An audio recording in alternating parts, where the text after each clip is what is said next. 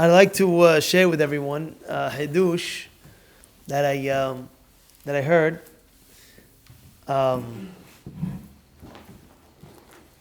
He says like this. I heard this from a man named Tzaddik Michael Zamir. This is what he says. I'm sitting down, taking a little haircut, and he tells me, Rabbi, I'd like to share with you a Hidush. Listen to what he says.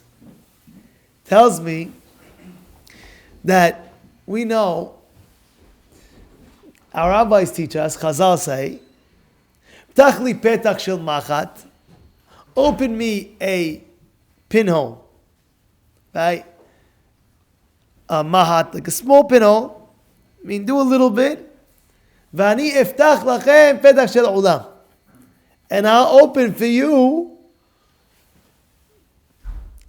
a whole hole, ulam.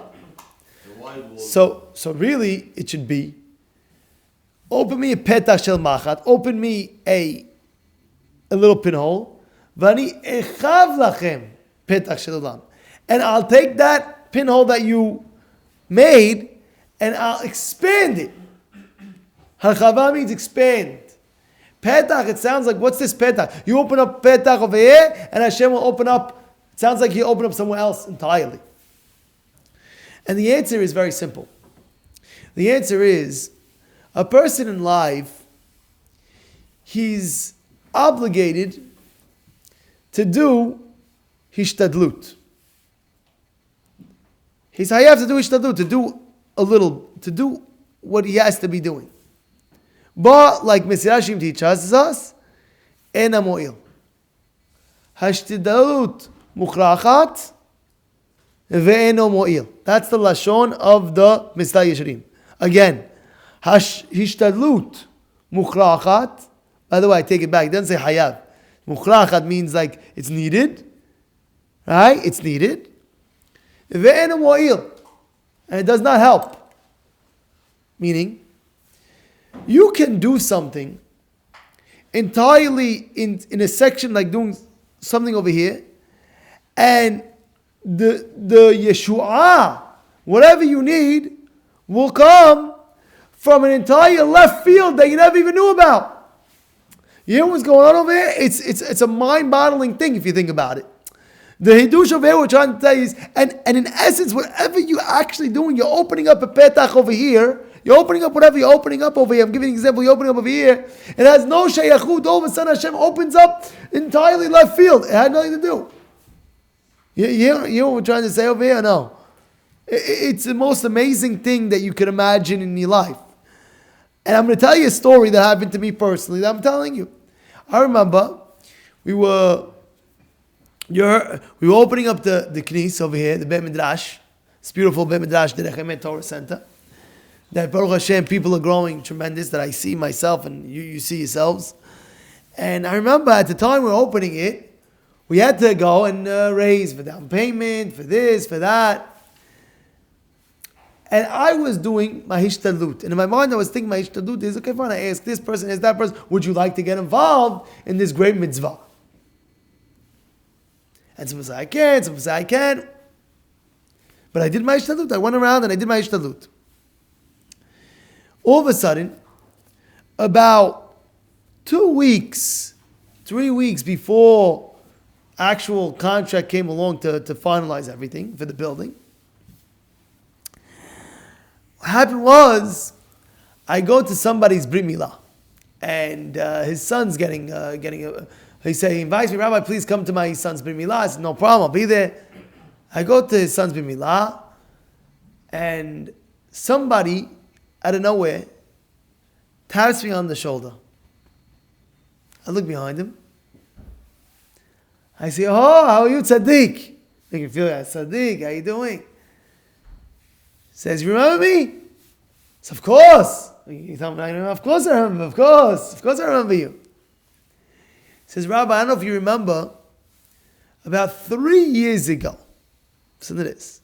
He's telling me, Rabbi, 3 years ago, you came to my friend's house, and you were giving a class, Shiur Torah, giving a class.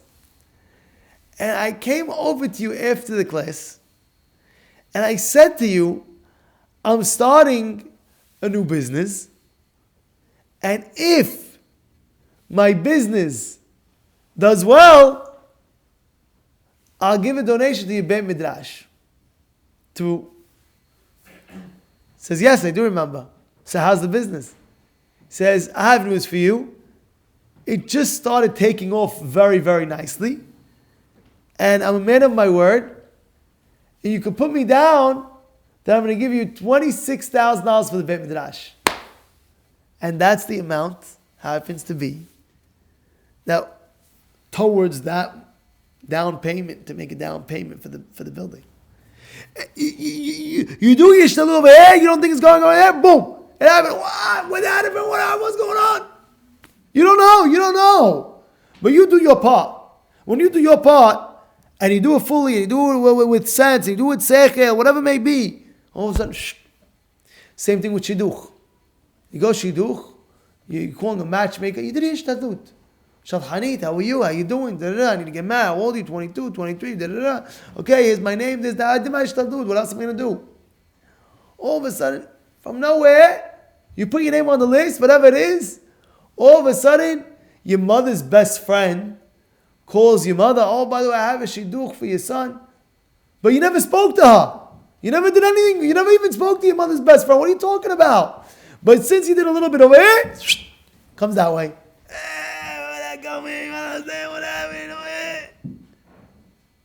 Tachli petach shel machad. Open me a little bit, and boom, I'll give you a whole new petach. Somewhere else. You know, Chaim Kanievsky said the story over to this Gabbai. Listen to this. He said that one person, when he was younger, he was marrying off his daughter, whatever, when he was younger age. And somebody came over to him and said to him, Rabbi, I have a sefer. I want you to go over the whole sefer and write exactly where the Ma'areh Mekomot is. Where this is from, that is from, this is from, that is from, this, that. He wrote a whole sefer. He took a whole sefer and he's writing for about a week, 2 weeks, 3 weeks. Every Mekor. And he gave it back to the wealthy man. And he says, this is the sefer that you wanted me to go through. This is all the Ma'areh Mekomot. And I was thinking that maybe what this man is going to give, he's working on it for the whole. Nothing happened. He didn't say anything. Anyway, listen to this. When he was marrying off his daughter, he told his future son-in-law, he committed to him a certain amount of money. He says, this is the amount of money that I'm committing to Hashem. And what happens? Right before he had to give over the check to his son-in-law, this man, few years back, comes to the rabbi and says, Rabbi, this is for you. He gives him an envelope and he says, remember a few years back you wrote a sefer? I never gave the rabbi anything for your work. Here you go, Rabbi. Give him a check. He opens up the check. He sees the same exact amount of money that he committed to give to his son-in-law to go and sit and learn more Torah. That's exactly how much? Who's that? You don't know. You don't know. The Hidush is over here. You cannot believe that, because I'm so smart, I did this and I did that. Whoo! That's why I was able to succeed. No. I have news for you. Go look it, Hawat al-Levavot. Go check it, Shal Bitachon. Hashem says, how dare you, if you have Bitachon, if you trust in what you have, and not me, Hashem says, okay, fine. You trust because you're wealthy, you can this, that, no problem. Take your wealth, let me see what you can do with your wealth, Kavod. If you trust in a human being, if you say, look, I'm trusting in him. He's my uncle. You know my uncle is. You know how many businesses he has. This, that. For sure I'm going to get a job. I'm going to go to him 2 seconds. I'll bring my name down. I don't have to go for an interview. Uncle Jack, what's doing, Uncle? Shonak, how are you? How you doing? Listen, I just finished. I need a job. Listen, can you hook me out? Hashem says, yeah. You have Bitachon and Uncle Jack? Come on. Let Uncle Jack help you out. The Hashgacha Peratit that you're supposed to get. How special Hashem says, You really believe in that man? Had that? Okay, no problem. Mechavol. And this is a great lesson that we have to have in life. Yes, you have to do, you have to this, you have to that, you have to this. But at the end of the day, you cannot believe in one iota. And the best example I love is when it came to Jimmy. Jimmy Hara, amazing. His son was going to to the eye surgeon. And he tells, the surgeon comes in, I don't know, this, that, I don't know, difficult, this. And he tells the surgeon, I'm sorry, Dr. So-and-so, you're not going to do surgery on my son. What do you mean? They called me in. Says, you're not doing surgery on my son. He pointed to the Hashem, my God, is going to do the surgery. You'll be his messenger, though. He didn't have Bitachon in that surgery. What Bitachon? One, two. You think this? It's all Borei Olam. And the surgeon did the surgery, finishes the surgery, comes back to Jimmy and says, Jimmy, you were 100% right. I did this surgery not knowing. I never saw such quickness and rapidness that I had in any surgery in my life except like this. You know what's going on? And Votai, hold this with you, review it, send it out. Baruch Hashem.